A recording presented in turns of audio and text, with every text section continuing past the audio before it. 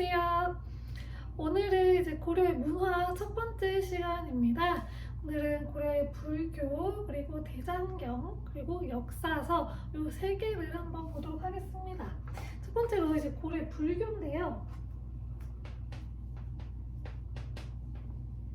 고려는 불교 국가라고 해도 과언이 아닐 정도로 이제 나라에서 불교를 굉장히 진흥을 하고 과거 시험에 승과가 있었을 정도로 이제 스님을 뽑는 승과가 있었을 정도로 나라에서 굉장히 불교 지원을 많이 해줬어요. 그리고 국사제도라는 것도 있어서 스님이 이제 나라의 그런 고문 역할을 할 수 있게 국사로 임명을 해서 고문 역할을 할 수 있게끔 그렇게까지 굉장히 이제 불교를 지원해 줬습니다. 그래서 이제 이 고려의 몇몇 스님들을 볼 건데요. 이 스님들이 어떠한 이야기를 했었는지 이런 걸 좀 볼 거예요. 가장 먼저 의천입니다. 우리 그 한국을 빛낸 100명의 위인들 노래에 의천이 등장을 해요. 그래서 의천 천태종이라고 하는 가사가 등장을 합니다. 그 천태종이 바로 의천이 이제 만든 그 종교 불교의 한 종파예요. 천태종이라고 하는 종파를 만들었고요. 의천 같은 경우에는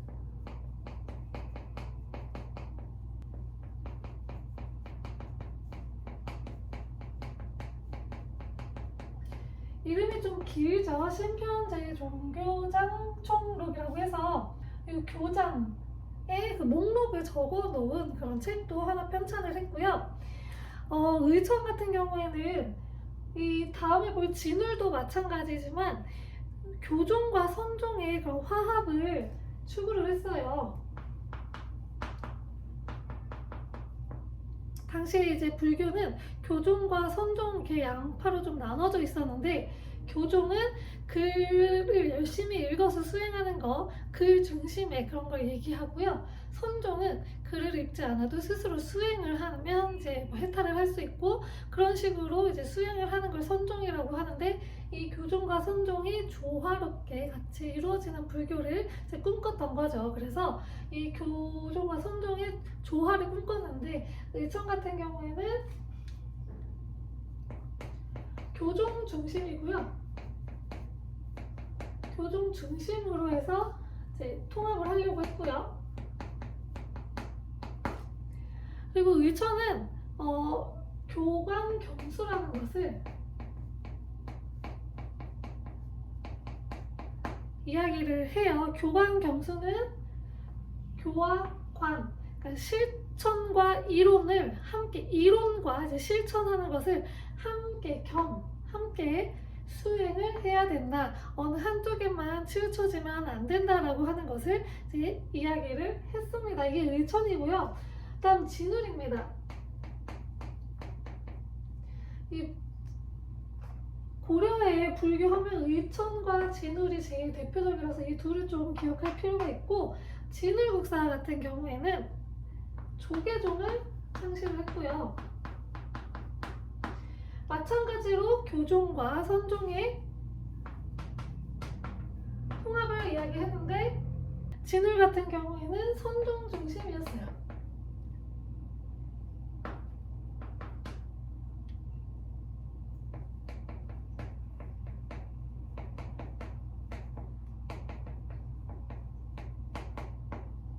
선종 중심으로 좀 통합할 것을 이야기를 했었고, 진울 같은 경우에는 우리가 불교가 지금 너무 폐단이 심하다, 좀 부패 이런 모습도 있고, 그러니까 우리가 초기의 불교의 모습, 부패하지 않고 정말 참된 선을 추구했던 그런 불교의 모습으로 돌아가자라고 하는 결사 운동을 해요. 근데 어디서 하냐면 수손사라고 하는 곳에서 결사 운동을 합니다.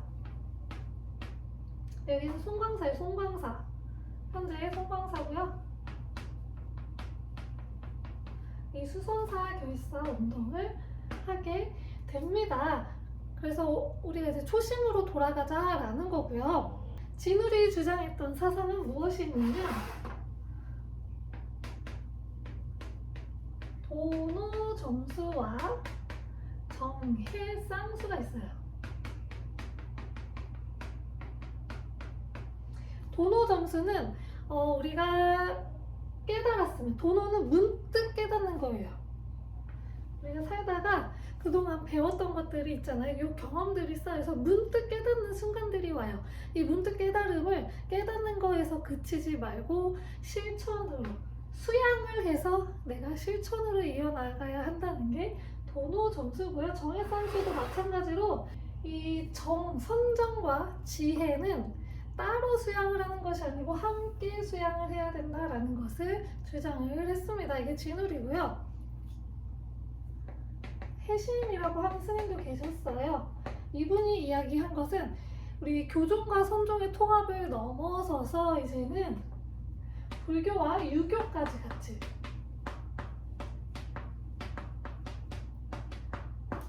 유교와 불교가 통합을 해야 된다라고 주장을 했던 거예요. 그래서 이 유불일지설은 나중에 고려 말에 성리학수용의 기반이 되었어요. 불교만 하는 것이 아니고 유교도 함께 우리가 수양을 하자 해서 나중에 이제 성리학 수용하는 데 기반이 되었다고 하고요. 마지막으로 요세라고 하는 스님도 있습니다. 이 스님도 마찬가지로 결사 운동을 해요. 우리가 초심으로 돌아가자라고 하는 결사 운동을 하는데 요세 스님은 이제 백년사에서 결사 운동을 했고요. 요세 스님이 주장한 것은 법화 신앙이라는 건데, 이거는 자기 스스로가 이제 참회를 하는 거예요. 내가 반성하는 거죠, 한마디로. 그래서 반성하면서 수양을 하는 것을 이야기를 합니다. 그래서 요거를 주장했던 게 요세 스님입니다. 자, 그리고 이제 대장경하고 역사서를 볼 건데요. 일단 대장경부터 볼 건데, 대장경은 뭐냐면 이 고려가 불교 문화가 굉장히 강했다고 했잖아요. 그걸 또 잘 보여주는 건데, 대장경은 부처님의 말씀을 적어놓은 거예요. 그래서 부처님의 말씀을 이제 활자본을 찍어가지고 그걸 갖고 있는 건데, 이 부처님의 말씀으로 외세의 침략을 막아낼 수 있다라고 하는 거예요. 그래서 거란과 몽골의 침입 때 대표적으로 이제 만들었는데,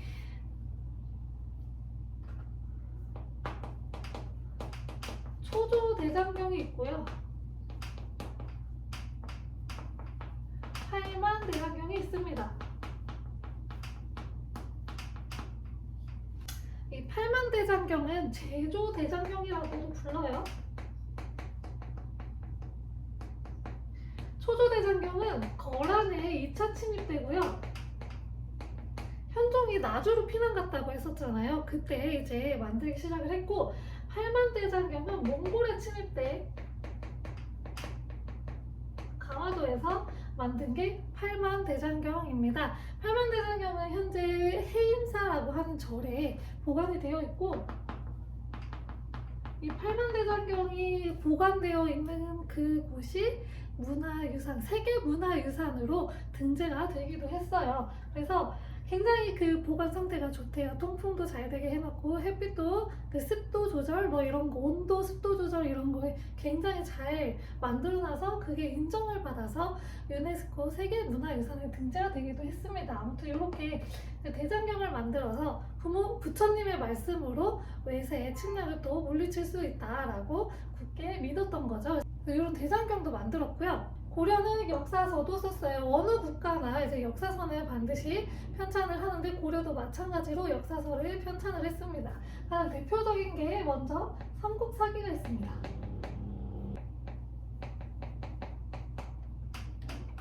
삼국사기는요, 현존하는, 현재 존재하는, 우리가 실물로 갖고 있는 현존하는 역사서 중에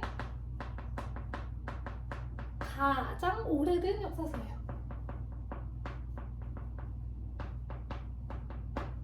우리나라에서 가장 오래된 역사서가 삼국사기입니다. 누가 만들었냐면 김부식이라고 하는 사람이 적었고요. 이 김부식은 유학자예요. 유교를 공부했던 유학자라서 유교적 합리사관에 의해서 썼다라고 합니다.